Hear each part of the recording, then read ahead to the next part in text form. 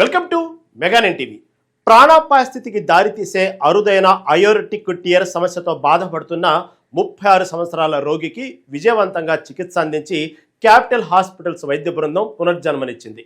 Consultant cardiothoracic and vascular surgeon doctor K Hemakrishna Sai మాట్లాడుతూ Bentall ప్రొసీజర్తో పాటు హెమీ ఆర్స్ రీప్లేస్మెంట్ను, డీప్ హైపోథర్మిక్ సర్క్యులేటరీ అరెస్టు మరియు సెలెక్టివ్ సెరిబ్రల్ పర్విషన్ సాంకేతికతల సహాయంతో అయార్టిక్ డిసెక్షన్స్కు సంబంధించిన లక్షణాలైన హఠాత్తుగా తీవ్రమైన ఛాతి నొప్పి, వెన్ను నొప్పి, స్పృహ కోల్పోవడం, చేతులు లేదా కాళ్లలో బలహీనత, నరాల సంబంధిత లక్షణాలు కనిపించిన వెంటనే సమీపంలోని వైద్యులను సంప్రదించాలని ప్రజలకు సూచించారు. Capital Hospitals managing director doctor Harish Manne మాట్లాడుతూ అత్యాధునిక సాంకేతికతతో అంతర్జాతీయ ప్రమాణాలకు అనుగుణంగా గుండె శస్త్రచికిత్సను విజయవంతంగా నిర్వహిస్తున్న మా వైద్య బృందంపై గర్వంగా ఉందన్నారు. ఇంతకుముందు కూడా చాలా సార్లు రావడం జరిగింది, కాకపోతే ప్రతిసారి మీకు ఇన్ఫర్మేషన్ ఇవ్వట్లేదు. ఇక్కడ క్యాపిటల్ హాస్పిటల్లో అరుదైన సర్జరీలు జరిగినప్పుడు మాత్రం తప్పకుండా మిత్రులందరినీ ఒకసారి కలుద్దామనే ఉద్దేశంతో ఇక్కడ పిలవడం జరిగింది. తుమ్మల శ్రీనివాసరావు అని పేషెంట్ తెనాలిలో మన డాక్టర్ ఉజ్వల్ గారు అని ఇక్కడ కార్డియాలజిస్ట్ గారిని రావడం జరిగింది. ఆయన చూసిన తర్వాత మన క్యాపిటల్ హాస్పిటల్కి రిఫర్ చేశారు. ఇక్కడ మన టీంని ఒకసారి చూసి దానికి సంబంధించినంత వరకు ఏం చేయొచ్చు ఒకసారి చూద్దామని పిలిపించారు. ఒకసారి దానికి సంబంధించి పూర్తి వివరాలు మన రూపాల్ గారు. శ్రీనివాసరావు గారిని పేషెంట్ కి జరిగిన అత్యంత అరుదైన శస్త్రచికిత్స గురించి మాట్లాడుతున్నామని మిమ్మల్ని అందరినీ ఇక్కడికి ఆహ్వానించడం జరిగింది. బేసిక్గా ఈ పేషెంట్ కి మెయిన్ గా బృహద్ధామని అని ఒక ముఖ్యమైన రక్తనాళం ఉంటుంది. గుండె నుంచి మనం మిగతా అవయవాలన్నిటికీ రక్త సరఫరా జరిగే మెయిన్ రక్తనాళం. దీన్ని అయోర్టా అంటాం ఇంగ్లీష్ లో, తెలుగులో బృహద్ధామని అంటాం. ఈ రక్తనాళం పూర్తిగా చిట్లిపోవటం వల్ల అది పూర్తిగా గుండె నుంచి ఎప్పుడైతే వస్తుందో అక్కడి నుంచి పూర్తిగా చిరిగిపోయినట్లు అయింది. కింద ఉన్న కిడ్నీకి వెళ్ళే రక్తనాళాల వరకు పూర్తిగా చిరిగిపోవటం అనేది జరిగింది. ఇది మెడికల్ గా ఇది ఒక ఎమర్జెన్సీ అన్నమాట. మనకి ఎమర్జెన్సీగా దీనికి వైద్యం అందించకపోతే పేషెంట్ కి దాదాపు ప్రాణాపాయ స్థితికి వెళ్ళిపోయే పరిస్థితి ఉంటుంది. చాలా మంది సరైన వైద్యం అందక ఇటువంటి పరిస్థితుల్లో ప్రాణం కూడా కోల్పోయే పరిస్థితి మనం చాలా మందిని చూసాం అన్నమాట. ఈ పేషెంట్ ఈయనకి మెయిన్ ఉదయం తెనాల్లో బాగా విపరీతమైన ఛాతీలో నొప్పి, పొట్టలో నొప్పితో అక్కడ హెల్త్ హాస్పిటల్కి వెళ్ళడం జరిగింది.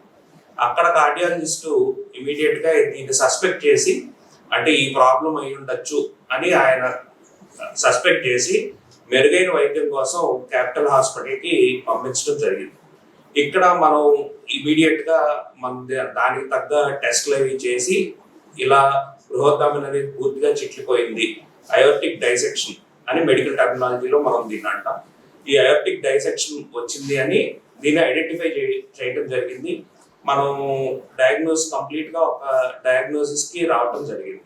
వెంటనే ఇది ఒక ఎమర్జెన్సీ, అత్యవసర పరిస్థితుల్లో దీనికి సర్జరీ చేయకపోతే పేషెంట్ కి ప్రాణాంతకం అని పేషెంట్ కూడా ఎక్స్ప్లెయిన్ చేయడం జరిగింది. ఇమీడియట్ గా మనకి ఇక్కడ సర్జన్ డాక్టర్ హేమకృష్ణ సాయి గారికి చెప్పడం జరిగింది. ఆయన టీంతో ఇమీడియట్ గా దీన్ని ఆపరేషన్ కి తీసుకోవడం జరిగింది. ఇమీడియట్ గా కనుక అదే రోజు ఆపరేషన్ కనుక చేసి ఉండకపోతే పేషెంట్ ఇప్పుడు మన మధ్య ఉండేవాడు కాదు. అంత తీవ్రమైన పరిస్థితి అన్నమాట. సో ఇమీడియట్ గా ఆయన అత్యంత క్లిష్టమైన ఆపరేషన్, దాదాపు 6 నుంచి 8 గంటల పాటు ఎనస్థీషియా టీంతో, మిగిలిన టీంతో కష్టపడి దీన్ని చేయడం జరిగింది. అది సక్సెస్ఫుల్ గా విజయవంతంగా చేయటం వల్ల పేషెంట్ ఇవాళ మన మధ్యలో ఉండటం అనేది మనం చూస్తున్నాం. ఆపరేషన్ ఎంత క్లిష్టం ఏంటి, అది ఎలా చేశారు అనేది డాక్టర్ హేమకృష్ణ సాయి గారు మీకు ఎక్స్ప్లెయిన్ చేస్తారు.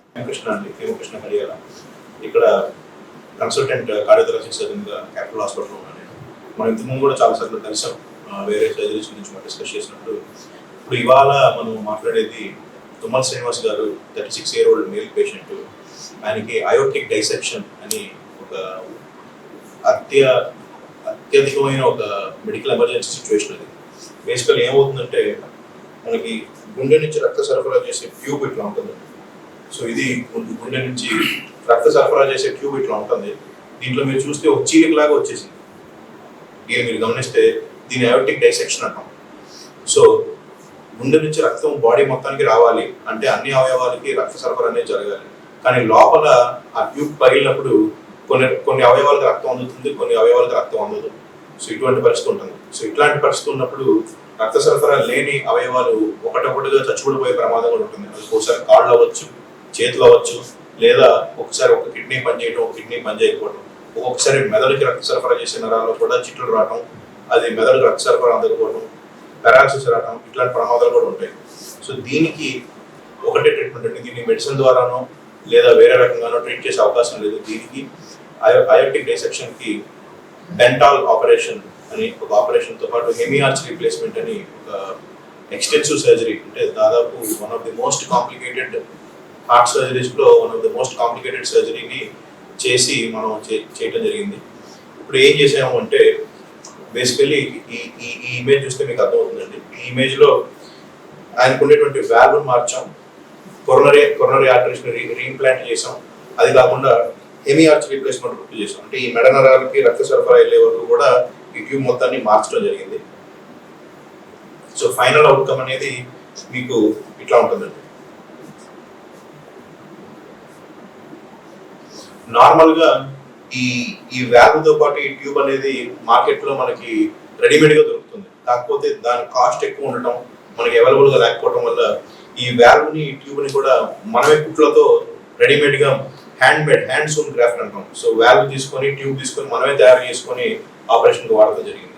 సో ఆపరేషన్ని టోటల్ సర్క్యులేటరీ అరెస్ట్ అనే ఒక పద్ధతిలో చేయడం జరిగిందండి. టోటల్ సర్క్యులేటరీ అరెస్ట్ అంటే బాడీలో ఉండేటువంటి బ్లడ్ మొత్తాన్ని కూడా బయటికి తీసి ఒక రిజర్వాయర్లో దాదాపు 30 నిమిషాల పాటు 25 నుంచి 30 నిమిషాల పాటు బాడీలో బ్లడ్ మొత్తాన్ని తీసి బయట రిజర్వాయర్లో ఉంచి ఆ స్టెప్స్ని కంప్లీట్ చేసి మళ్ళీ సర్క్యులేషన్ రీస్టార్ట్ చేస్తాం.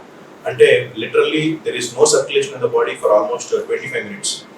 కానీ అత్యాధునికమైన టెక్నాలజీతో మనం ఏం చేసామంటే కేవలం బ్రెయిన్ వరకు బ్లడ్ సప్లై అయ్యేలాగా ఒక చిన్న సిస్టమ్ రెడీ చేసి సెలెక్టివ్ సెరెబ్రల్ పర్ఫ్యూషన్ అంటాం. అంటే ఓన్లీ బ్రెయిన్కి బ్లడ్ సప్లై వెళ్తుంది, మిగతా బాడీలో ఎక్కడ కూడా బ్లడ్ సప్లై ఉండదు. సో ఈ ఆపరేషన్ చేస్తున్నప్పుడు ఇది మెయింటైన్ చేయడం అనేది చాలా ఇంపార్టెంట్. సో ఇది మెయింటైన్ చేయడం ఇది ఒక వన్ మ్యాన్ జాబ్ కాదండి. ఇది మెయింటైన్ చేయాలి అంటే సర్జన్కి దీని గురించి ఐడియా ఉన్నా సరే సర్జన్ సర్జరీ చేస్తూ ఉంటారు, అనస్థీషియా వాళ్ళు దీన్ని మేనేజ్ చేస్తూ ఉంటారు, పర్ఫ్యూజనిస్టులు దీన్ని మేనేజ్ చేస్తూ ఉంటారు. సో ఇది మొత్తం ఒక టీమ్ వర్క్. సర్జరీ చేసింది నేనైనా, బట్ దాని వెనకమాల ఉన్న టీమ్ ఈజ్ వెరీ ఇంపార్టెంట్. మా అనస్థెటిస్ట్, మా కార్డియాలజిస్ట్, ఇంటెన్సివిస్ట్, మా పర్ఫ్యూజనిస్ట్, స్టాఫ్ నర్సు అందరూ ఆల్మోస్ట్ 12 hours పాటు ఇండక్షన్ నుంచి అంటే అనస్థీషియా ఇచ్చిన దగ్గర నుంచి సర్జరీ కంప్లీట్ చేసే వరకు కూడా చూసుకుంటే దాదాపు 12 hours కూడా ఎవరు బ్రేక్ లేకుండా కంటిన్యూస్గా వర్క్ చేసాం. Everybody work continuously without any breaks. Surgery మధ్యలో మేము బ్రేక్ తీసుకుంటాం కుదరదు. So we had to work continuously for 12 hours. So complete team 1 full day dedicate చేసిన తర్వాత కూడా ఆల్మోస్ట్ ఒక 3 days 4 days ఐసీయూలోనే ఉంచాం. 2 days వెంటిలేటర్ మీద ఉంచామండి. తర్వాత వెంటిలేటర్ సపరేట్ అయ్యారు. సపరేట్ చేశాక ఓన్ బ్రీతింగ్, ఓన్ యాక్టివిటీ అంతా స్టార్ట్ అయింది. Right now he is completely stable. ఆయనతో మాట్లాడచ్చు శ్రీనివాస్ గారితో. ఆయన అంతా ఆయన నడవటం, ఆయన అంతా ఆయన పనులన్నీ చేసుకోగలగటం. ఇప్పుడు డిశ్చార్జ్ అయ్యి 1 week అయింది. 1 week ఫాలోఅప్ వచ్చారు. టెస్ట్లన్నీ రిపీట్ చేసాం. Everything is with normal limits అండి. అన్ని రిపోర్ట్స్ అన్ని బాగున్నాయి. అండ్ పేషెంట్ కండిషన్ కూడా he is very healthy right now and is recovered very well. We are very happy with the immediate recovery. పునర్జన్మనిచ్చారు. సో బాధతో వస్తే డాక్టర్ గారు ట్రీట్మెంట్ బాగా చేశారు. ఈ రోజు ఇది ఎంత బతికున్నానంటే హాస్పిటల్ యాక్చువల్